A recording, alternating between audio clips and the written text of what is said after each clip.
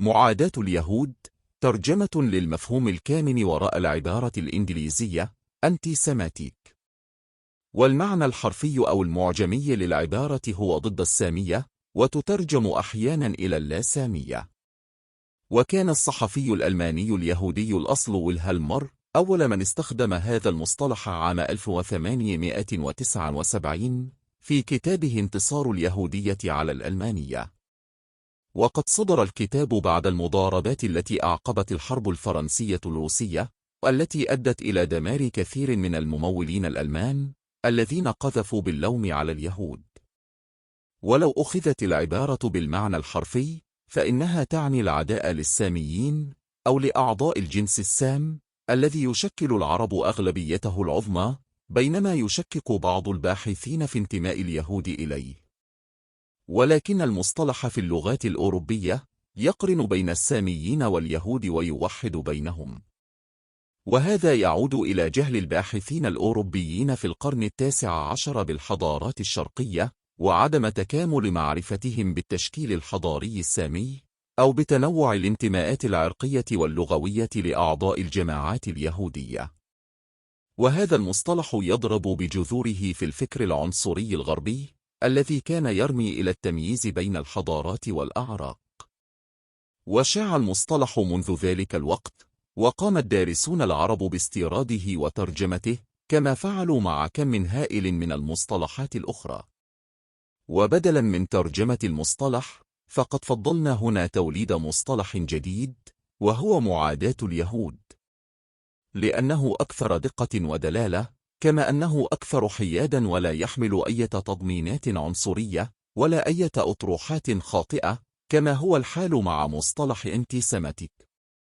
لكن بعض الكتاب الغربيين يميلون إلى التمييز بين معاداة اليهودية ومعاداة السامية، حيث إن معاداة اليهودية حسب تصورهم هي عداء ديني للعقيدة اليهودية وحدها، وبالتالي كان بإمكان اليهودي أن يتخلص من عداء المجتمع له باعتناق المسيحية. أما معاداة السامية فهي عداء لليهود بوصفهم عرقا، وبالتالي فهي عداء علماني لا ديني ظهر بعد اعتاق اليهود وتزايد معدلات اندماجهم. ويرى المنادون بهذا الرأي أن معاداة السامية بدأت في القرن التاسع عشر، وإن كان بعضهم يرى أن عداء الدولة الإسبانية ليهود المارانو هو عداء ذو دافع دنيوي، إذ إن هؤلاء المارانو كانوا مسيحيين بالفعل. ولكن مقياس النقاء العرقي الذي حكم به عليهم لم يكن مقياسا دينيا، وإنما كان مقياسا عرقيا، وكان الدافع وراء اضطهادهم هو رغبة الأرستقراطية الحاكمة في التخلص من طبقة برجوازية جديدة صاعدة كانت تهددها. ومن هنا منع المارانو من الاستيطان في المستعمرات البرتغالية والإسبانية لتقليل فرص الحراك أمامهم. وهكذا كانت هذه الحركة تعبر عن اتجاه دنيوي، ولكنها تستخدم الخطاب الديني لتبرير غاياتها. ومن هذا المنظور الطبقي العرقي يصبح اليهودي المندمج هو أكثر اليهود خطورة، فهو يهودي برجوازي يدعي أنه مسيحي ليحقق مزيدا من الحراك والصعود الاجتماعي، ولذا لا بد من وقفه والحرب ضده برغم تبنيه العقيدة المسيحية. وهذا الموقف يناقض الموقف القديم لمعاداة اليهود، حيث كانت الكنيسة ترحب بمن تنصر. فالنبلاء البولنديون المسيحيون على سبيل المثال كانوا يتزوجون من أعضاء الأسر اليهودية المتنصرة حتى القرن الثامن عشر. وقبل ذلك كان الوضع نفسه سائدا في مملكة قشطالة وأراجون في القرن الخامس عشر. ومن المعروف أن الكنيسة وقفت ضد أي تعريف عرقي لليهودي، وبالتالي فتحت أمامه أبواب الخلاص. وقد اختلط المجال الدلالي للمصطلح تماما في اللغات الأوروبية بعد ظهور الصهيونية، وبعد سيطرة الخطاب الصهيوني على النشاط الإعلامي الغربي لم تعد هناك تفرقة بين ظاهرة معاداة اليهود في الدولة الرومانية وظاهرة معاداة اليهود في العصور الوسطى المسيحية. ولم يعد هناك تمييز بين معاداة اليهود على أساس عرقي وبين معاداة اليهود على أساس ديني. وأصبحت معاداة الصهيونية، بل والدولة الصهيونية هي الأخرى، تصنف باعتبارها من ضروب معاداة اليهود. وحينما كانت دول الكتلة الشرقية تصوت ضد إسرائيل في هيئة الأمم المتحدة، كان هذا يعد أيضا تعبيرا عن معاداة اليهودية. وكذلك اعتبر قيام فرنسا ببيع طائرات الميراج لليبيا تعبيرا عن الظاهرة نفسها. بل ويذهب أنصار هذا الرأي إلى أن نضال الشعب الفلسطيني ضد الاستيطان الصهيوني تعبير عن ظاهرة معاداة اليهودية. وهكذا اتسع المجال الدلالي للمصطلح، واضطرب ليضم عدة ظواهر لا يربطها رابط، حتى أصبح بلا معنى، وأصبح أداة للإرهاب والقمع الفكري. المعاداة البنيوية للسامية مصطلح يشير إلى بنية المجتمع حين تتشكل علاقاته بطريقة لا تسمح بوجود أعضاء الجماعات اليهودية، أي أن بنية المجتمع نفسها تلفظ اليهود وتحولهم إلى شعب عضوي منبوذ بغض النظر عن نية أعضاء المجتمع. ومما لا شك فيه أن علاقات مجتمع ما ممكن أن تتشكل بطريقة تجعل من العسير على أعضاء الجماعات اليهودية الاستمرار فيه، خصوصا إذا كانوا أعضاء في جماعة وظيفية. ويرى الصهاينة أن معظم أشكال معاداة اليهود هي أشكال بنيوية، أي لصيقة ببنية المجتمع.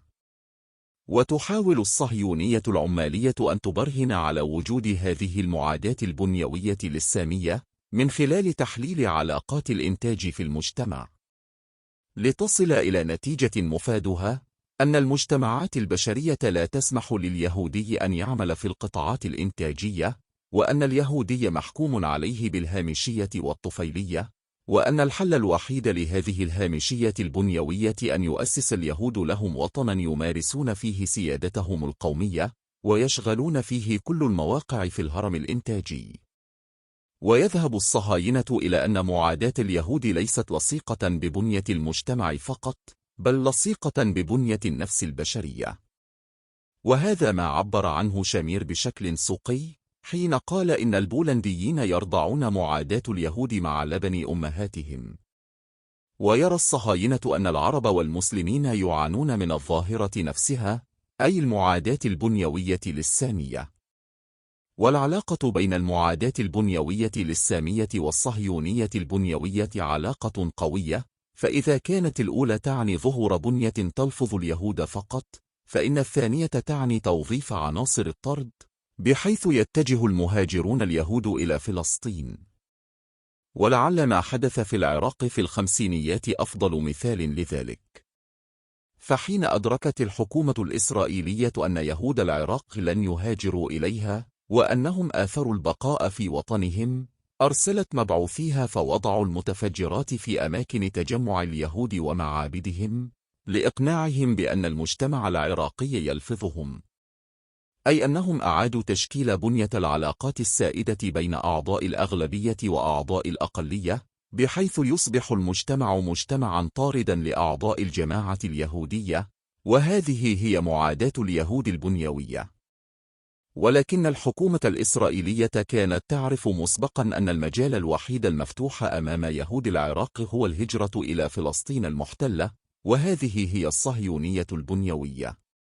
ويمكن القول بأن ألمانيا أسست مجتمعا معاديا لليهود بشكل بنيوي، ولكن من خلال اتفاقية بين النازيين والصهاينة، أصبحت المعاداة البنيوية للسامية صهيونية بنيوية.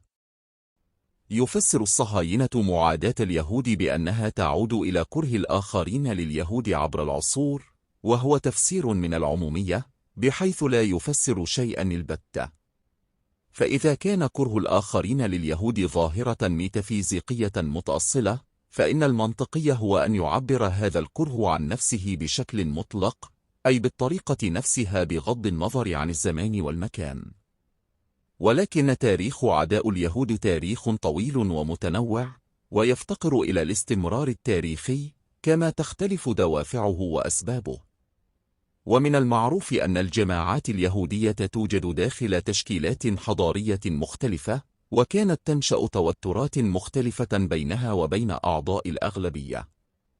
وبرغم أن سائر أحداث التوتر هذه يشار إليها بمصطلح معاداة اليهود على وجه العموم، فإن المصطلح يكتسب مضمونه الحقيقي والمحدد من خلال التشكيلات الحضارية المختلفة، ولذلك فإن الدلالة تختلف من تشكيل إلى آخر. والواقع أننا لو أخذنا بالتفسير الصهيوني وجعلنا من مختلف الأحداث التي تعبر عن العداء لليهود ظاهرة واحدة، لأصبح العنصر الثابت الوحيد هو اليهود، وحين ذاك يصبح اليهود هم المسؤولين عن الكراهية التي تلاحقهم والعنف الذي يقع بهم، وهو تحليل عنصري مرفوض طرحه. فاليهود يشكلون جماعات مختلفة وغير متجانسة لكل منها ظروفها ومشاكلها. ويمكن القول بأن العداء لليهود بوصفه شكلا من أشكال العداء للأقليات والغرباء والأجانب هو إمكانية كامنة في النفس البشرية التي تنفر من كل ما هو غير مألوف، وبالتالي فهو إمكانية كامنة في كل المجتمعات. كما أن هناك بشر في كل مجتمع لا يقنعون بما لديهم من ثروة أو رزق، ويرغبون دائما في الاستيلاء على ما يملكه الآخرون، وبخاصة ما يمتلكه أعضاء الأقلية الذين لا يتمتعون عادة بالحصانات والاستقرار نفسه الذي يتمتع به أعضاء الأغلبية.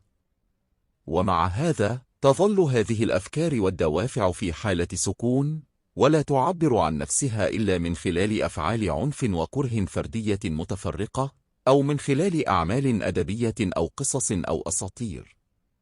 ولكن ثمة عناصر تؤدي إلى تحول هذه الدوافع النفعية من حالة السكون إلى حالة التحقق، حيث تتعدد الأفعال الفردية وتصبح ظاهرة اجتماعية، وتتغلغل في بنية المجتمع ذاته.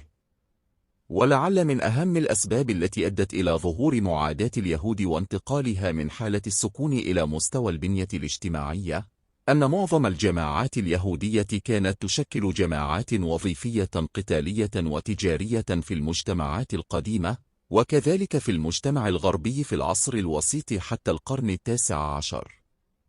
وقد كانت الجماعات الوظيفية تتكون دائما من عناصر بشرية غريبة عن المجتمع، حتى يمكنها أن تطلع بوظائف كريهة أو مشبوهة أو متميزة تتطلب الموضوعية وعدم الانتماء، مثل التجارة والربا والقتال والبغاء.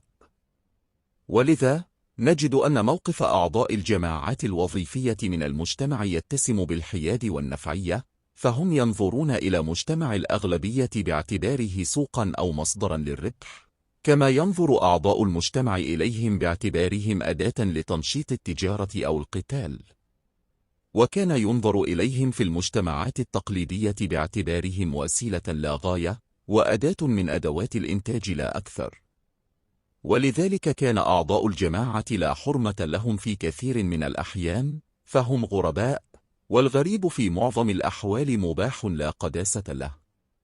وفي العادة يتركز أعضاء الجماعات الوظيفية الوسيطة في قطاعات اقتصادية معينة يبرزون فيها، الأمر الذي يجعلهم مركزا للكره والحسد. وعلاوة على ذلك يدافع أعضاء الجماعة الوظيفية عن مراكزهم الاقتصادية هذه بشراسة وضراوة غير عادية، نظرا لعدم وجود بدائل أخرى متاحة أمامهم. فهم عادة ما يفتقدون الخبرة اللازمة للزراعة والصناعة، ولا يعرفون كثيرا من الحرف بسبب غربتهم وتنقلهم. كما أنهم يدافعون عن مراكزهم الاقتصادية عن طريق شبكة الأقارب والعائلات، الأمر الذي يثير حولهم الشائعات عن عمق بغضهم وكرههم لأعضاء الأغلبية. وفي كثير من الأحيان يحقق أعضاء الجماعات الوظيفية الوسيطة تراكما للثروة بشكل أسرع من أعضاء مجتمع الأغلبية، نظرا لاستعدادهم لحرمان أنفسهم من كثير من مباهج الحياة. فهم غير منتمين إلى المجتمع، كما أن الثروة هي مصدر قوتهم ومبرر وجودهم. وفي حالة اليهود في بولندا على سبيل المثال، كانت الأرستقراطية البولندية تؤكد مكانتها عن طريق الإنفاق والتبذير، وأصبح هذا هو المثل الأعلى لقطاعات الشعب البولندي. الأمر الذي لم يشارك فيه أعضاء الجماعة اليهودية الذين كانوا يؤثرون الادخار وسرعة تراكم الثروة. ولكن أعضاء الجماعات الوظيفية الوسيطة برغم غربتهم وتميزهم كانوا يجدون أنفسهم في قلب الصراعات المختلفة في المجتمع، وبخاصة الصراعات الناشبة بين أعضاء النخبة الحاكمة وبين الطبقات الشعبية، إذ إن قطاعات من النخبة الحاكمة كانت تستخدم أعضاء الجماعات الوظيفية الوسيطة لضرب بعض طبقات المجتمع لاستغلالها أو كبح جماحها. فأعضاء الجماعة هم صوت في يد الحاكم، أو هكذا كان يراهم المحكومون، ولكنهم أيضا كبش الفداء الذي يتم التخلص منه عند الحاجة وأمام الهجمات الشعبية، فالأداة ليست غاية في ذاتها. ورغم أن هذه الهجمات على الجماعات اليهودية في الغرب تعد هجمات عنصرية، فيجب ألا نهمل الجانب الشعبي فيها، وأنها تمثل جزءا من تمرد الجماهير على عملية الاستغلال.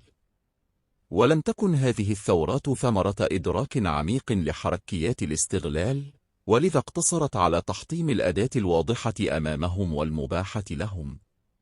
ويقابل الهجمات الشعبية ضد أعضاء الجماعات اليهودية الانفجارات المشيحانية بينهم، فهي انفجارات تعبر عن ضيق قطاعات أعضاء الجماعات اليهودية بوضعهم الاقتصادي والوظيفي والنفسي.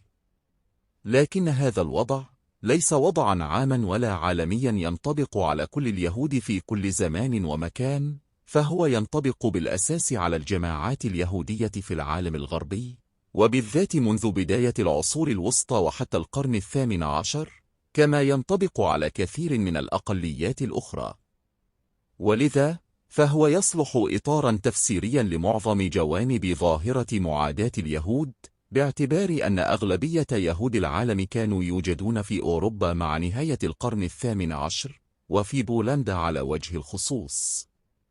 والجماعة الوظيفية الوسيطة تطلع بوظيفة مهمة في المجتمع، وبالتالي فإن وجودها في حد ذاته لا يؤدي بالضرورة إلى تحول العداء الكامن إلى هجوم شعبي. لكن مثل هذا التحول يحدث في ظروف معينة، من بينها ما يلي: يحدث في المراحل الانتقالية حينما تحل طبقة جديدة محل الجماعة الوظيفية الوسيطة، أو حينما تطور الدولة أجهزة مركزية تطلع بوظائف هذه الجماعة.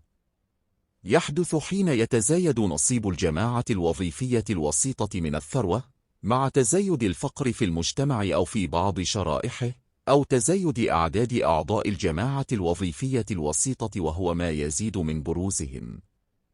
يحدث حين يغيب الأعداء المشتركين للأغلبية ولأعضاء الجماعة الوظيفية الوسيطة، أو تحالف أعضاء الجماعة الوظيفية الوسيطة مع العدو الخارجي.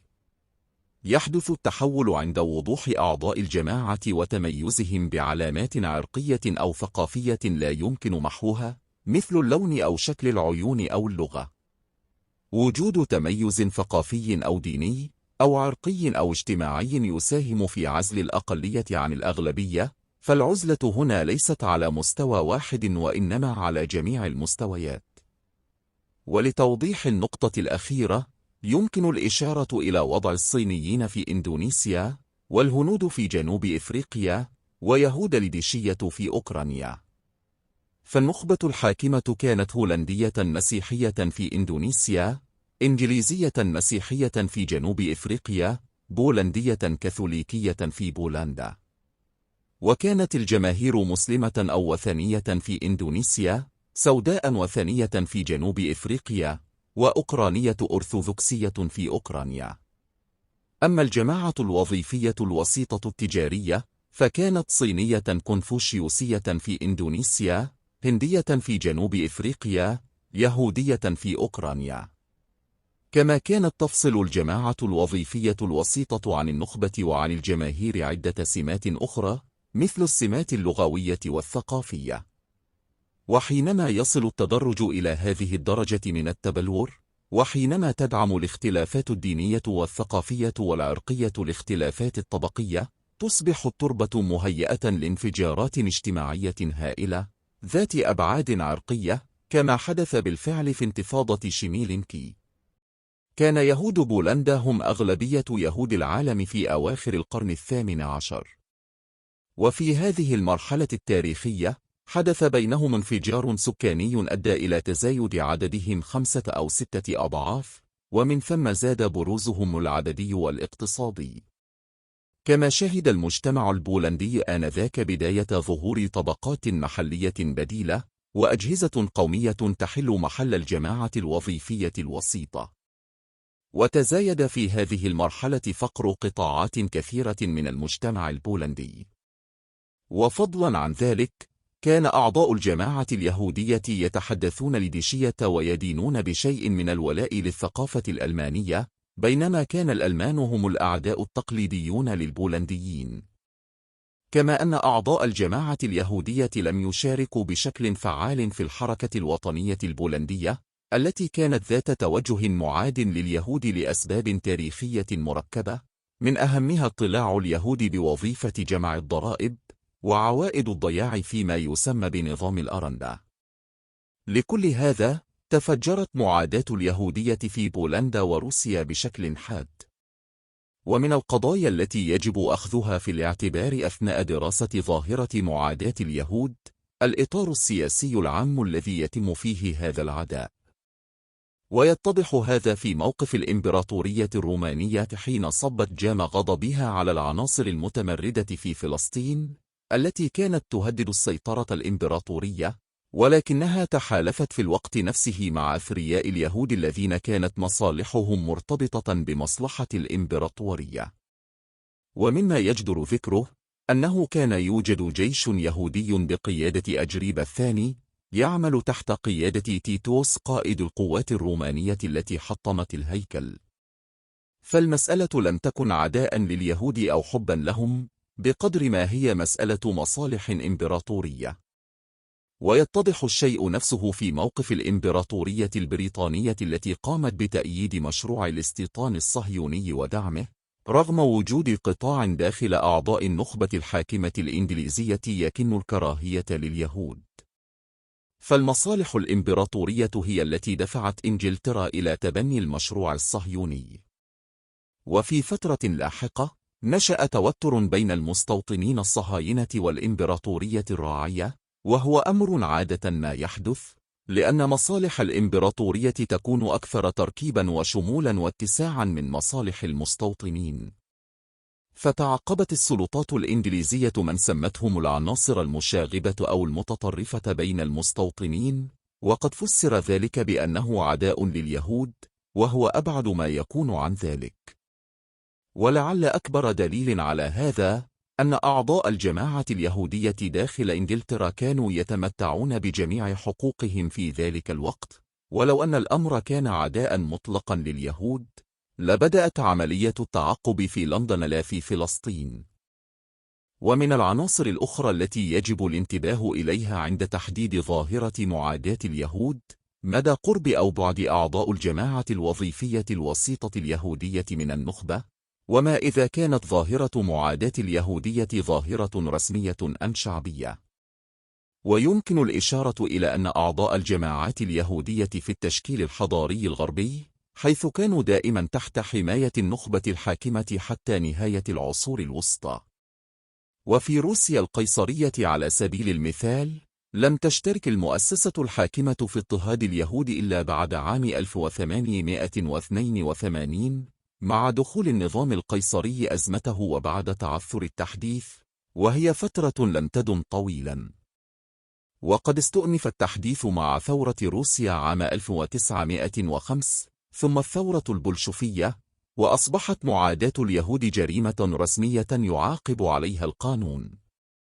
وحتى قبل ذلك التاريخ كانت تتم معاقبة من يقومون بالمذابح الشعبية، وكان التمييز ضد أعضاء الجماعات اليهودية يتم داخل إطار القانون، ويهدف إلى ما كان يسمى إصلاح اليهود. كما كان هناك التمييز بين اليهود النافعين واليهود غير النافعين، وكان النافعون يعطون حقوقهم كاملة ويتحركون خارج منطقة الاستيطان. هذا على عكس المعاداة الشعبية لليهود، والتي لم يكن ينظمها إطار، وكانت عبارة عن تفجرات تعبر عن الإحباط، ومذابح لا تهدف إلا للتنفيس عن الضغط. ويمكن النظر إلى الظاهرة النازية من هذا المنظور باعتبارها ظاهرة حديثة. فعملية الذبح والإبادة مسألة منهجية تتم تحت سمع وبصر الحكومة وبحكم القانون، وعلى أسس علمية ومن خلال بيروقراطيات متخصصة. وقد يكون من المستحسن أن نرى هذا النوع من معاداة اليهود كجزء من سياسة ألمانيا الكولونيالية التي تهدف إلى إبادة الغجر والسلاف وكل من يعيشون في المجال الحيوي لألمانيا. وهذه عملية تشبه عملية إبادة الجزائريين في فرنسا على يد الفرنسيين، وسكان الكونغو على يد البلجيك، والفلسطينيين على يد الصهاينة. فهي ليست استمرارا لتقاليد معاداة اليهود السابقة، واختلافها الوحيد عن عمليات الإبادة الكولونيالية المشابهة أنها تمت جغرافيا داخل أوروبا. ومن الضروري أن تدرس العمليات الفكرية والذهنية التي يتعامل المعادون لليهود مع الواقع الإنساني المركب. ويمكن القول بأن الفكر العنصري عامة، بما في ذلك فكر معاداة اليهود، فكر اختزالي ينحو نحو تجريد الضحية من خصائصها الإنسانية المركبة والمتعينة، بوصفها كيانا إنسانيا له سلبياته وإيجابياته، حتى تتحول إلى شيء مجرد يجسد سمة أو جوهرا معينا. وقد يلجأ العنصري إلى اختلاق الحقائق والأكاذيب، ولكن هذا أمر نادر، إذ إن الفكر العنصري خصوصا في عصر العلم يحاول أن يقدم قرائن وحججا على صدق مقولاته يستخلصها من الواقع من خلال عمليات فكرية تنحو نحو التجريد والتبسيط والتسطيح والاختزال. ومثال على ذلك: أولا، التركيز على عنصر من الواقع دون غيره، حيث كان العنصري يركز على إحدى سلبيات بعض أعضاء الجماعات اليهودية كاشتغالهم بتجارة الرقيق الأبيض وعزلهم عن إيجابياتهم، كالحرب الشرسة من جانب الجماعات اليهودية ضد هذه التجارة. ثانياً، تعميم ما يرتكبه بعض أعضاء الجماعات اليهودية من جرائم أو أخطاء على كل أعضاء الجماعات اليهودية، ثم التركيز بعد ذلك على ما يسمى الشخصية اليهودية بكل ما تتسم به من شرور وعنف. ثالثاً، فصل أعضاء الجماعات اليهودية عن سياقهم الاجتماعي والحضاري الذي قد يفسر سلوكهم السلبي. عدم الربط بين الجماعات اليهودية وغيرها من الجماعات البشرية التي قد تشترك معها في الصفات السلبية نفسها، وذلك بهدف خلع صفة الإطلاق على صفات اليهود حتى تكتسب بعدا نهائيا وتبدو كأنها مقصورة عليهم دون سواهم من البشر. رابعا، إسقاط عناصر عدم التجانس بين الجماعات اليهودية المختلفة وعناصر الاختلاف والصراع بين أعضائها، وإسقاط واقع انقسامهم إلى طبقات وجماعات مختلفة، فيصبح اليهود كلا واحدا متجانسا يسمى الشعب اليهودي. ولنضرب مثلا على هذه العمليات الفكرية الاختزالية الأربع بالتهمة التي عادة ما توجه إلى أعضاء الجماعات اليهودية، وهي الاشتغال بالرقيق الأبيض كقوادين أو بغايا. وهذه حقيقة مادية وإحصائية، ففي الفترة من 1881 وحتى 1935 كان ثمة وجود يهودي ملحوظ في التجارة المشينة، ولكن العمليات الفكرية العنصرية تركز على هذا العنصر السلبي وتعزله عن إيجابيات اليهود. فقد كانت أعداد كبيرة منهم تعمل في مهن شريفة، كما أن أعضاء الجماعات اليهودية في العالم ساهموا بكل قواهم في القضاء على هذه التجارة المشينة بين اليهود. ومن ناحية أخرى، يطلق أعداء اليهود هذه الصفة على كل اليهود أينما كانوا، مع أن نسبة اليهود المشتغلين بهذه التجارة قد تكون أعلى من نسبة المشتغلين بها بين الأغلبية. أما العملية الفكرية الثالثة، أي فصل اليهود عن سياقهم الاجتماعي والتاريخي، فهي أهم العمليات. وفي الواقع، فإنه لا يوجد أي ذكر للجماعات البشرية الأخرى التي اشتغلت بتجارة الرقيق الأبيض في الفترة نفسها، ولا لواقع أن الجماعات اليهودية في أوروبا كانت تتمتع بمعدلات عالية من التماسك الخلقي والاجتماعي، يفوق المعدلات السائدة بين أعضاء الأغلبية. حتى أن ظاهرة الأطفال الغير الشرعيين كانت غير معروفة تقريبا بينهم قبل عمليات التحديث والعلمنة التي حدث بعدها الانحلال الخلقي. أما العملية الرابعة فهي كامنة وراء العمليات السابقة كافة. وكثيرا ما تنعكس هذه العمليات الفكرية في أساطير وصور إدراكية ثابتة تنسب إلى اليهود خصائص سلبية ثابتة. كما أن وجود مثل هذه الأساطير والصور يبلور الأفكار العنصرية الكامنة ثم يساعدها على التحقق. ويمكن أن تكون هذه الأنماط الثابتة متناقضة، كأن يتبع فريقا داخل المجتمع نمطا معينا ويتبع فريق آخر نمطا آخر يناقض النمط الأول، مثل اليهودي الجبان الذي يخاف من أي شيء، واليهودي العدواني الذي لا يخشى شيئا. وقد اتضحت هذه الظاهرة في العصر الحديث في الغرب، فاليهودي هو من كبار الممولين وهو أيضا المتسول، وهو رمز التخلف الديني والانفتاح المخيف والعلمانية المتطرفة، وهو رمز الرجعية والثورة والإقطاعية والليبرالية. فإذا كان كارل ماركس يهوديا، وكان روتشيلد يهوديا، ومائير كهانا يهوديا، ومارلين مونرو يهودية، وكذلك فرويد وأينشتاين وتشومسكي، فلا بد أن هناك ما يجمع بينهم. وحينما يفشل الدارس في العثور على هذا العنصر، فإنه يكمله من عنده ويفترض وجود مؤامرة خفية تجمع بينهم، وأنهم ولا شك يحرصون على إخفائها. ولكن التناقض أمر لا يضايق العنصريين نهائيا، فالإنسان العنصري إنسان غير عقلاني، لا يقبل الاحتكام إلى أي قيم أخلاقية تتجاوزه وتتجاوز الآخر. فهو يؤمن بشكل قاطع بأن تميزه أمر لصيق بكيانه، وكامن فيه تماما مثل تدني الآخر. وبالتالي فإن العنصري يبحث دائما عن قرائن في الواقع ينقض عليها ليبرر حقده. بل ويمكن أن يوظف هذا التناقض ذاته بين الصور الإدراكية، بحيث يشير إلى مدى خطورة المؤامرة اليهودية العالمية التي تسيطر على سائر مجالات الحياة، وتسيطر على اليمين واليسار، وعلى الشمال والجنوب والشرق والغرب.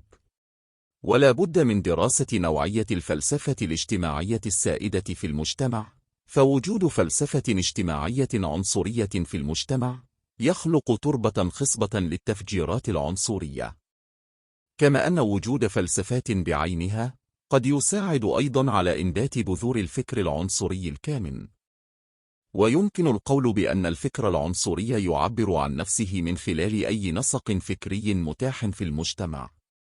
فعلى سبيل المثال، من الثابت أن فلسفة نيتشه زودت العنصريين وأعداء اليهود بإطار فكري يتمتع بالاحترام والمصداقية. ولكن يمكن القول أيضا بأن العنصريين كانوا سيجدون تسويغا لفكرهم في أي مصدر وفي أي نسق فكري متاح. ولو لم يقدم نيتشه فلسفته، لوجد العنصريون تبريرا لمواقفهم من خلال أنساق فلسفية أخرى يستولون عليها، ثم يقومون بتطويعها وتوظيفها لخدمة رؤيتهم وأهدافهم. وفي هذا شيء من الحق، ولكن الأفكار العرقية المتبلورة التي تأخذ شكل أساطير مثيرة وصور إدراكية ثابتة تظل تلعب دورا مهما. ولعل المناخ الفكري العام الذي ساد أوروبا في القرن ال19 بحديثه عن التفوق الآري ورسالة الإنسان الأبيض والبقاء للأصلح قد خلق ارتباطا اختياريا وتربة خصبة لنمو معاداة اليهود. ومن الثابت أن أكثر الكتب شيوعا آنذاك كانت الكتب العنصرية. ولذا يمكننا القول بأن النظريات البيولوجية التي تحاول تعريف الإنسان في كليته على أساس بيولوجي مادي تخلق قابلية داخل المجتمع للعنصرية والعداء لليهودية، إذ تصبح الصفات السلبية لليهودي شيئا حتميا لصيقا بجوهره. وتجب الإشارة إلى أن الإيمان بالحتمية المادية ليس مقصورا على النظريات البيولوجية، بل هو كامن في كثير من الأنساق المعرفية التي سادت أوروبا في القرن التاسع عشر.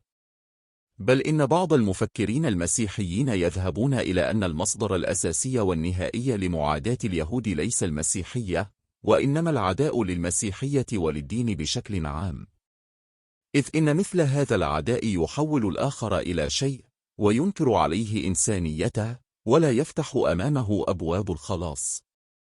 كما أن الحركة النازية، وهي الحركة التي بلورت معاداة اليهودية وأضفت عليها منهجية وشمولا، كانت تعادي الكنائس، وأرسلت بالعشرات من رجال الدين المسيحيين إلى أفران الغاز، وكانت تحرم على أعضاء فرق الإس الخاصة الانضمام إلى أي كنائس مسيحية، باستثناء الكنيسة القومية التي أسسها النازيون أنفسهم.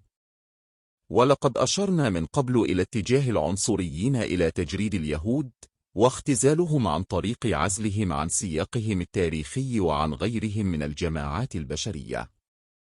وهنا نضيف أن الصهاينة يفعلون الشيء نفسه في دراستهم لما يلحق اليهود من اضطهاد، فهم يقومون بعزل ظاهرة اضطهاد اليهود عن الظواهر المماثلة أو المختلفة في المجتمع. وبهذه الطريقة يصبح هذا الاضطهاد شيئا فريدا غير مفهوم، ويصبح عداء الآخرين لليهود أمرا ثابتا وتعبيرا عن الطبيعة الشريرة للآخرين. ولذا فحينما يدرس الاضطهاد فإنه لا بد من وضعه في سياقه التاريخي حتى يمكننا أن نرى أثر هذا الاضطهاد على جماعات بشرية أخرى.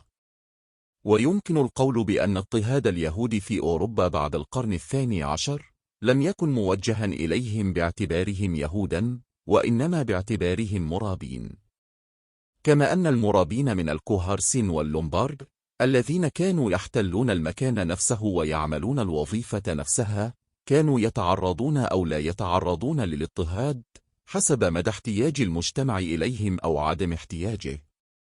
وبعد عصر الاعتاق والانعتاق قامت الدولة الفرنسية الجديدة بمحاولة دمج كل الأقليات التي كانت تتمتع بأية خصوصية لغوية أو دينية غير فرنسية، ولن تميز في ذلك بين اليهود أو غيرهم. وحينما قامت الإمبراطورية الروسية القيصرية بمحاولة فرض الصبغة الروسية على أعضاء الجماعة اليهودية، كانت تفعل ذلك باعتباره جزءا من سياسة إمبراطورية عليا موجهة ضد كل الجماعات البشرية في الإمبراطورية. وقد تعرض المسلمون في الإمارات التركية السابقة لدرجة أعلى من الاضطهاد، كما أن الانتماء الآسيوي للمسلمين الأتراك جعلهم أكثر ابتعادا عن الحضارة الروسية من اليهود الذين كانوا أكثر قربا منها. وبالمثل كان الاضطهاد النازي اضطهادا علميا محايدا لا تمييز فيه ولا تحيز، وقد كان موجها ضد جميع العناصر غير المفيدة التي يصنفها المجتمع باعتبارها كذلك، مثل العجزة والأطفال المعوقين والغجر والسلاف واليهود. وهناك هولوكوست ضد البولنديين على يد كل من السوفييت والنازيين راحت ضحيته عدة ملايين.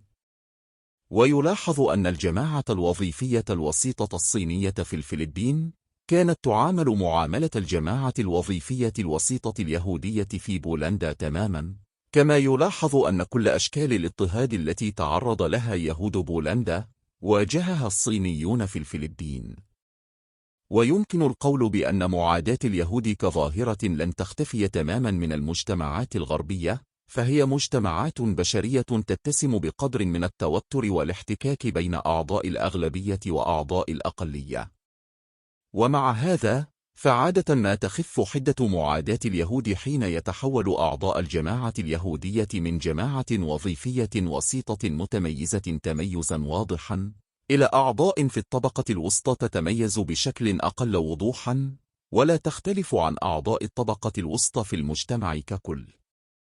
وفي هذه الحالة عادة ما يأخذ التعصب الديني أو العرقي ضد أعضاء الجماعة اليهودية شكل سلوك فردي من أشخاص متعصبين، ولا يشكل ظاهرة اجتماعية تساندها مؤسسات حكومية أو غير حكومية. لعل أول هجوم على جماعة يهودية سجل في التاريخ هو هجوم المصريين على المعبد اليهودي في جزيرة إفنتاين في القرن الخامس قبل الميلاد. وكان هذا الهجوم موجها إلى جماعة وظيفية قتالية من الجنود المرتزقة التي وطنها فراعنة مصر لحماية حدودهم الجنوبية، ثم انتقل ولاء هؤلاء الجنود إلى الغزاة الفرس. ومن ثم فإنه كان هجوما على عملاء الفرس الغازي الأجنبي، هذا إن أخذنا بالرأي القائل بأنهم كانوا يهودا، إذ يميل بعض المؤرخين إلى التشكيك في هذا الرأي. وبعد دخول الشرق الأدنى القديم إلى محور الحضارة الهيلينية، نشأ وضع جديد في علاقة اليهود بمن حولهم. ويجب أن نشير ابتداء إلى أن الرقعة الجغرافية التي تسمى الآن فلسطين لم تكن مأهولة بالعنصر العبراني وحسب، إذ كانت المناطق الساحلية مأهولة بالقبائل الفلسطية والفينيقية وغيرها.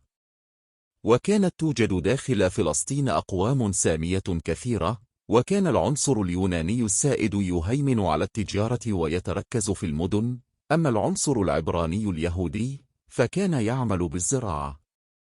وانضمت إلى العنصر التجاري اليوناني قطاعات كبيرة من النخبة اليهودية من كبار ملاك الأراضي، وكانت فلسطين محور صراع بين الدولتين البطلمية والسلوقية، وكان اليهود أحد العناصر المهمة التي يدور حولها الصراع. ويمكن رؤية الهجوم على اليهود في هذه المرحلة باعتبارهم نتاج هذا المركب التاريخي، فسكان المدن من اليونانيين العاملين بالتجارة كانوا يصطدمون بالجماعة العبرانية اليهودية العاملة بالزراعة. وكانت الدولة السلوقية في سعيها لدمج فلسطين بمساعدة النخبة اليهودية المتأغرقة تحاول أن تقضي على العبادة القربانية المركزية وعلى الطابع اليهودي في فلسطين. وفي الإسكندرية كان السكان اليونانيون يرفضون السماح لليهود بدخول الجيمنازيوم لعدم مشاركتهم في العبادة اليونانية الوثنية. وقد ساعد على تصعيد حدة معاداة اليهود أن ديانتهم كانت توحيدية تقف ضد عبادة الأصنام، وكان هذا التفرد يفسر من قبل الوثنيين بأنه كره للبشرية، خصوصا وأن الطقوس الدينية اليهودية تنسج حول اليهود شبكة كثيفة من العزلة. وقد ازدادت معاداة اليهود في بعض المناطق مثل الإسكندرية، لأن أعضاء الجماعة اليهودية الذين كانوا يشكلون جماعة وظيفية وسيطة رحبوا بالغزو الروماني، بل وقدموا له يد المساعدة. وقد نتج عن الغزو الروماني أن النخبة الهيلينية فقدت موقعها المتميز في المجتمع، الأمر الذي جعلها تلقي باللوم على أعضاء الجماعة اليهودية. ولذا ظهرت في القرن الأول الميلادي مجموعة من الكتاب الهيلينيين يعادون اليهود، مثل خيرمون أستاذ نيرون، وليسيماخوس أمين مكتبة الإسكندرية، وآبيون الخطيب اليوناني. وقد ألف آبيون كتابا من 5 فصول عن تاريخ مصر يضم جزءا عن اليهود، أورد فيه بعض الآراء السائدة عن اليهود في العالم القديم، من قبيل أنهم شعب بدوي متجول، وأنهم نفوا من مصر لأنهم كانوا مجموعة من المصابين بالبرص الذين دنسوا المعابد المصرية، وكان لابد من التخلص منهم. وقد فسرت واقعة الخروج من مصر على هذا الأساس. كما يورد آبيون أن العبرانيين كانوا موالين للملوك الرعاة الهكسوس الذين أذلوا المصريين، ومن ثم تم طردهم عقب طرد الهكسوس، فالتجأوا إلى أرض كنعان واحتلوها. وفي واقع الأمر فإن هذه الأقاويل تهدف جميعا إلى تقويض فكرة العلاقة الخاصة بين اليهود وفلسطين، والشرعية التي تتأسس على مثل هذه العلاقة. وقد أضاف آبيون تهما أخرى، مثل أن اليهودية تعلم اليهود كره الجنس البشري والعزلة عنه، وأنهم يذبحون فردا غير يهودي كل عام ويذوقون أمعاءه، وأنهم يعبدون الحمار. وإذا انتقلنا إلى روما فإننا سنجد مستويين مختلفين تماما لمعاداة اليهود، مستوى السياسة الإمبراطورية، ومستوى موقف الأرستقراطية الرومانية من يهود روما. أما الإمبراطورية الرومانية فلم تكن تهتم كثيرا بالأخلاق اليهودية أو الدين اليهودي، إذ إن اهتمامها كان ينصب على تحقيق السلام الروماني وحسب. ولذا نجد أن تيتوس الذي هدم الهيكل الثاني لم يعتبر نفسه قط عدوا لليهود، بل كانت عشيقته برنيكي أختا لأجريب الثاني ملك اليهود، كما حارب في صفوفه جيش يهودي صغير. وقد رفض تيتوس أن يحمل لقب تيتوس جوديكوس، أي تيتوس هازم اليهود، مثلما سمي تيتوس أفريكانوس وتيتوس جرمانيكوس، أي هازم الأفارقة والألمان. وكان عداء الأرستقراطية لليهود متباينا في دوافعه، ولكنه كان على أي حال يعود إلى سببين أساسيين. أولا، رغبة بعض قطاعات من الأرستقراطية الرومانية في تحقيق مكاسب اقتصادية بالتخلص من منافس قوي مثل اليهود. ثانيا، كان قطاع كبير من المثقفين الرومان يرون أن إصلاح حال روما لا يتم إلا بالعودة إلى الأصالة، وبالتالي انتشار اليهودية يعوق هذا الاتجاه. ونجد هجوما على اليهود في كتابات بعض المؤلفين الرومان مثل هوراس وشيشرون، لكنه لم يصبح هجوما حادا إلا بعد القرن الأول، كما هو الحال في كتابات المؤرخ كورنيليوس الذي ردد بعض أفكار آبيون عن اليهود واليهودية، وبين أن تهود الرومان سيؤدي بهم إلى احتقار أسلافهم وإلى رفض وطنهم وآبائهم وذريتهم وإخوتهم. ويلاحظ أن السياسة الإمبراطورية الرومانية ركزت اهتمامها على الجانب السياسي والأمني لفلسطين، بينما تاسيتوس مثل آبيون يركز على الجانب الأخلاقي لليهودية، التي يرى أنها الخطر الحقيقي على الإمبراطورية. وقد وجه جوفينال هجوما على الأجانب اليونانيين والسوريين وكذلك اليهود لتقويضهم دعائم الفضيلة في المجتمع، وهو بذلك يتبع نمط آبيون وتاسيتوس نفسه. وبرغم الهجوم الحاد من قبل آبيون وتاسيتوس وجوفينال على اليهود واليهودية، فلا يمكن القول بأن أقوالهم هذه تشكل جزءا من رؤية اليونان أو الرومان للكون، إذ ظلت هذه الرؤية وثنية تعددية عالمية تقبل تعدد الآلهة داخل إطار الوحدة الإمبراطورية. ولذا، وبرغم أحداث الطرد، ظل اليهود يتمتعون بحقوقهم، ولم يشكلوا مركزية خاصة في نظرة اليونان أو الرومان إلى العالم. إذا ما انتقلنا إلى العصور الوسطى في الغرب، فإننا نجد أن مفهوم معاداة اليهود أخذ يكتسب معاني ومدلولات جديدة تماما. فلم تعد اليهودية دينا توحيديا في تربة وثنية، وإنما أصبحت دينا قديما مهزوما في تربة توحيدية، يسودها دين جديد منتصر واثق من نفسه، يرى أن العهد القديم هو أحد كتبه المقدسة يحمله اليهود دون أن يعوا معناه الحقيقي. وهو دين كان يرى أن اليهود يلعبون دورا مركزيا في نظرته إلى الكون، فهم قتلة الرب، ولن تتم عملية الخلاص النهائية إلا بعد اعتناقهم المسيحية، أي أنهم يشغلون موقعا مركزيا في البداية والنهاية. وكان اليهود من جانبهم يكنون احتقارا عميقا للدين الجديد، وينكرون أن المسيح عيسى ابن مريم هو المشيح. وقد تبدى الموقف المسيحي في مفهوم الشعب الشاهد، وفي جميع التشريعات والمراسيم المسيحية التي تؤكد لليهود حقوقهم، وفي ضرورة الحفاظ عليهم وعدم تنصيرهم بالقوة، مع الإبقاء عليهم في وضع هامشي كشعب شاهد على أن الكنيسة على حق. فهم يحملون الكتاب المقدس الذي يتنبأ بمقدم المسيح، ولكنهم لا يعون معنى ما يحملون، كما أنهم بضعفهم وذلتهم دليل على عظمة الكنيسة وانتصارها. وكان موقف الكنيسة يتمثل فيما يلي: أن تكون يهوديا جريمة، ولكنها جريمة ليس بإمكان مسيحي أن ينزل بصاحبها العقاب، لأن الأمر متروك للرب. وقد اعتبرت الكنيسة نفسها إسرائيل الحقيقية، واعتبر المسيحيون أنفسهم شعب الرب. وكانت الكنيسة ترى نفسها أيضا إسرائيل الروحية مقابل إسرائيل الجسدية وهي اليهودية. وقد تطورت صورة اليهود في الوجدان المسيحي، فكان يرمز لهم بعيسو مقابل يعقوب المسيحي، وبقابيل الذي قتل أخاه هابيل، وأصبح كذلك قاتل المسيح.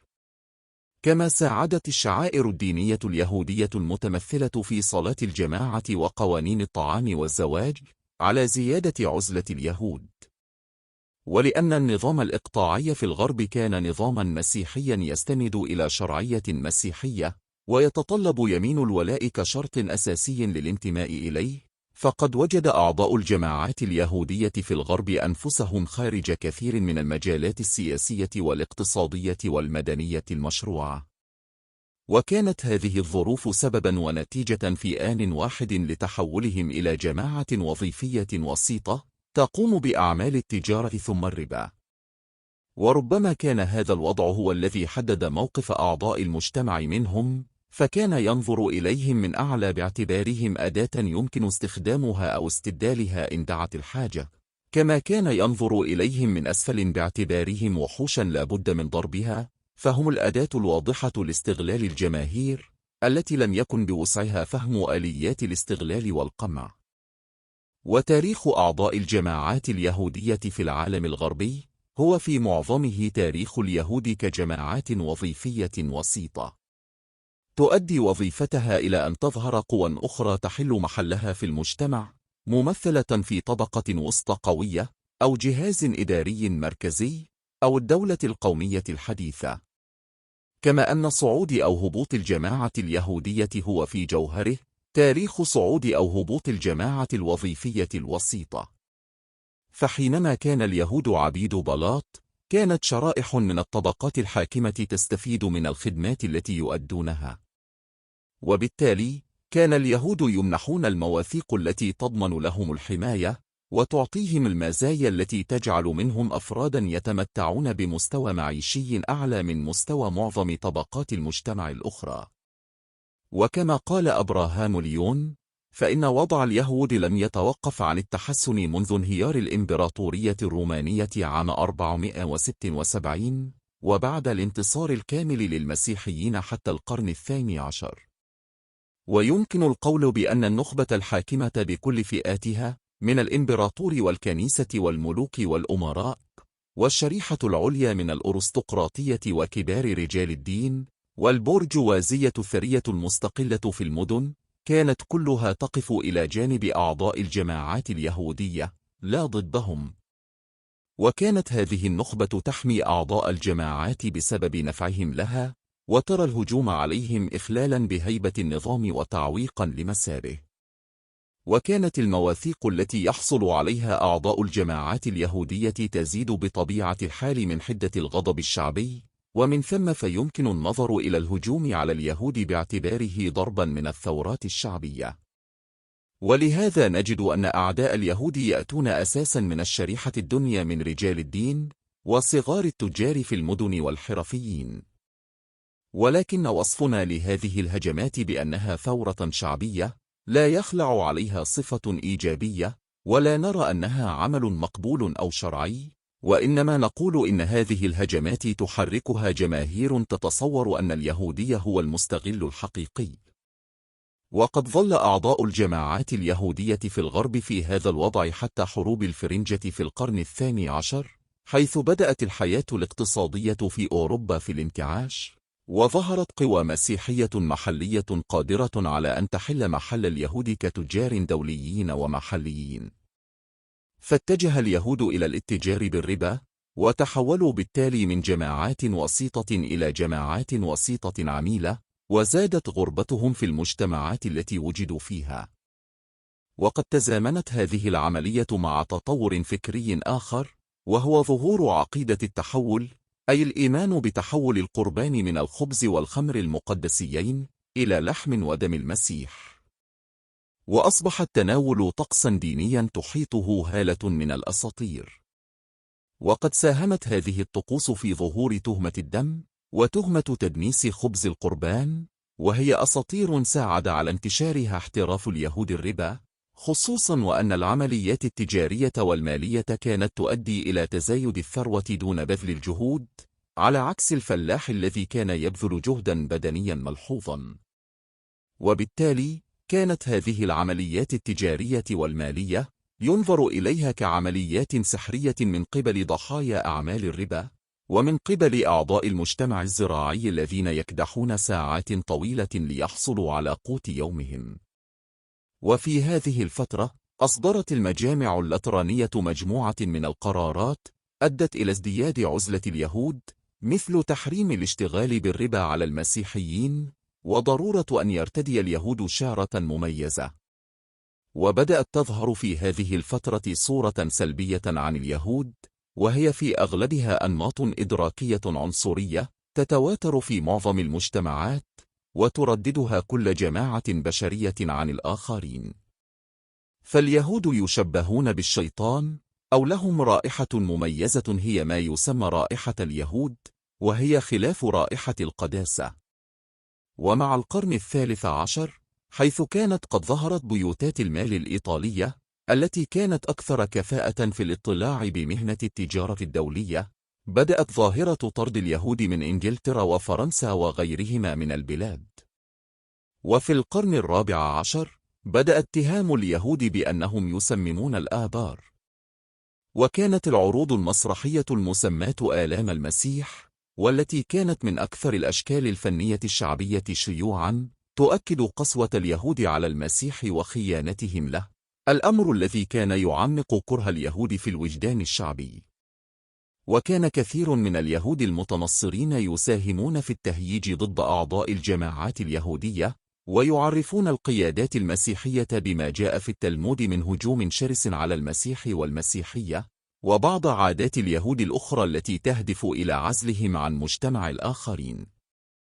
وكانت تقام مناظرات بين اليهود والمسيحيين حتى يثبت كل طرف قوة حججه الدينية. وغني عن القول أن الطرف اليهودي لم يكن حرا تماما في مثل هذه المناظرات، وأنه كان يضطر إلى التعبير عن وجهة نظره بطريقة أكثر حذرا. وعادة ما كانت تنتهي هذه المناظرات بانتصار الطرف المسيحي، وإصدار الأوامر بإحراق التلمود وربما طرد أعضاء الجماعات اليهودية. وقد استمرت النخبة الحاكمة في حماية اليهود، كما استمرت الثورة الشعبية ضدهم، وبخاصة في صفوف أعضاء الطبقة الوسطى، الند الحقيقي للجماعات الوظيفية الوسيطة والمنافس على القطاع الاقتصادي نفسه. ويلاحظ أنه أثناء حروب الفرنجة التي اكتسبت بعدا شعبيا، كانت القوات غير النظامية هي التي ترتكب المذابح ضد اليهود. وفي المدن الحرة في ألمانيا وغيرها من البلاد، كان الهجوم على أعضاء الجماعات اليهودية يبدأ بإسقاط الأقلية الثرية الحاكمة، ثم تحل محلها نخبة جديدة ذات جذور شعبية، ويعقب ذلك عمليات طرد وذبح لليهود. وقد انسحب معظم يهود أوروبا إلى بولندا، حيث لا توجد طبقة وسطى قوية. كما تم طردهم من إسبانيا بعد أن استكمل المسيحيون استرداد إسبانيا من المسلمين بعدة شهور، إذ اطلعت الدولة الجديدة بوظائف الجماعة الوظيفية الوسيطة، وأرادت أن تؤمن نفسها ضد العناصر الغريبة من المسلمين واليهود. ولهذا استمرت في ملاحقة من كانت تتصور أنهم مسلمون أو يهودا متخفون. ومع نهاية العصور الوسطى، كانت كلمة يهودي مرادفة في كثير من اللغات الأوروبية لكلمة تاجر أو مرابي، ولكلمات أخرى مثل بخيل أو غشاش. وهي الصورة الإدراكية التي ستتبلور في عصر النهضة على يد شكسبير في شخصية شيلوك. وشهد عصر الإصلاح الديني في القرن السادس عشر كسر الاحتكار الديني الكاثوليكي وتزايد التعددية.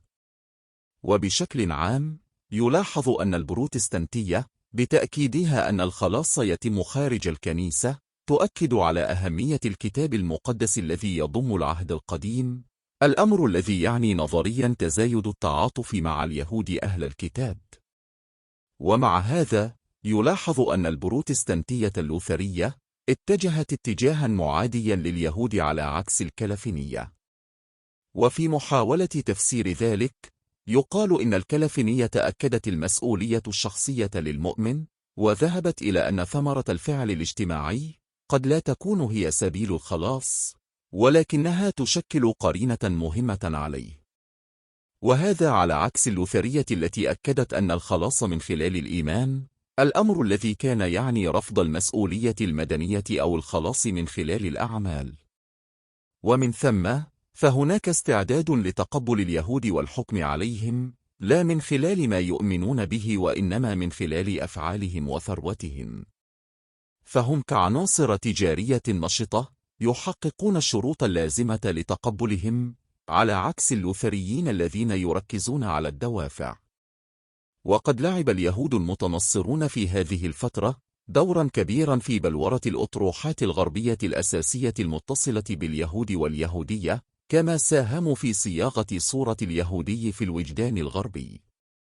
ويلاحظ أن هذه الفترة شهدت بداية العقيدة الألفية أو الاسترجاعية التي تتحدث عن رؤية الخلاص وعودة المسيح، وهي رؤية ترتبط بعودة اليهود إلى أرض الميعاد. ومن ثم، تظهر صورة اليهودي كعنصر لا جذور له يمكن نقله من مكان إلى مكان. وهذه الصورة هي الصياغة البروتستانتية لفكرة الشعب الشاهد الكاثوليكية، والتي تحولت فيما بعد إلى صورة الشعب العضوي المنبوذ. ويظهر اليهود كعنصر استيطاني وكجواسيس يمكن نقلهم وتحريكهم والاستفادة منهم، وهي الصيغة الصهيونية الأساسية الشاملة. كما شهدت هذه الفترة ظهور الجيتوات في إيطاليا وفي بعض مدن وسط أوروبا، الأمر الذي كان يعني تراجع أعضاء الجماعات اليهودية وانكماش دورهم في المجتمع. ولكن هذه الفترة شهدت أيضا بداية ظهور يهود الأرندا في بولندا، واطلاع اليهود فيها بدور مهم في الاقتصاد التجاري. وقد حصل اليهود على العديد من المزايا التي جعلت مستواهم المعيشي يفوق كثيرا مستوى عبيد البلاط وأعضاء الطبقة الوسطى البولندية، بل وصغار النبلاء. وفي عام 1648 اندلعت ثورة شيميلينكي، وهي ثورة شعبية فلاحية شاملة ضد الحكم الإقطاعي البولندي الكاثوليكي، الذي كان يمثله العنصر التجاري الوسيط اليهودي. فكان هذا الوضع وضعا تاريخيا يتسم بالتلاقي الكامل بين العداء الطبقي من جهة، والعزلة الاجتماعية والثقافية والدينية والعرقية من جهة أخرى، وهو الوضع الأمثل للانفجارات العنصرية. وقد اكتسحت الثورة في طريقها الجيوب البولندية واليهودية. وفي الأدبيات الصهيونية يقرن شيميلينكي بهتلر، مع أن الأول زعيم ثورة شعبية فلاحية له تمثال في كييف باعتباره قائدا للثورة، والآخر زعيم نظام شمولي قام بعملية إمبريالية عنصرية. وفي القرن السابع عشر ظهر يهود البلاط في وسط أوروبا، حيث قدموا الخدمات التجارية والمالية للدول التي ينتمون إليها، وحصلوا على مزايا عديدة. وبدأ استيطان اليهود السفارد في هولندا، وفي بعض المدن في كل من فرنسا ووسط أوروبا. وكان هؤلاء يتمتعون بحقوق ومزايا لا يتمتع بها كثير من أعضاء الطبقات الأخرى، كما أنهم كانوا يتحدثون باسم أعضاء الجماعة اليهودية لدى الحاكم، ويقومون بدور الوسيط بينه وبين الجماعة، ويقومون بعملية المقايضة معه بحيث يحصل أعضاء الجماعة على المزيد من المزايا، نظير تقديم المزيد من الخدمات، أو تثبيت ما حصلوا عليه من مواثيق، نظير الاستمرار في الاطلاع بدورهم. ويمكن القول بأنه مع ظهور يهود البلاط ويهود الأرندا واستيطان السفارد في أوروبا، تنتهي العصور الوسطى ويبدأ العصر الحديث بكل مظاهره الجديدة. أما وضع اليهود في العالم الإسلامي، فلا يمكن القول كما يدعي البعض بأنه كان عصرا ذهبيا واحدا طويلا. وإن كان من الممكن أن نقول إن العالم الإسلامي لم تظهر فيه نظرة شاملة تضع اليهودية في مركز أحداث الخلاص، باعتباره الشيطان قاتل الرب. كما أن العالم الإسلامي يتسم بوجود عدد هائل من الأقليات العرقية والإثنية التي تفرض عليه قبول التعددية، وهي تعددية اعترف بها الإسلام وقننها في مفهوم أهل الذمة، الذي حدد لأعضاء الأقليات مكانهم وواجباتهم وحقوقهم. كما أن أعضاء الجماعات اليهودية لم يتحولوا جميعا إلى جماعات وظيفية وسيطة، بل كانوا ممثلين في معظم النشاطات الاقتصادية والمهيمنة، فكان منهم الأطباء والوزراء والمترجمون والتجار والحرفيون.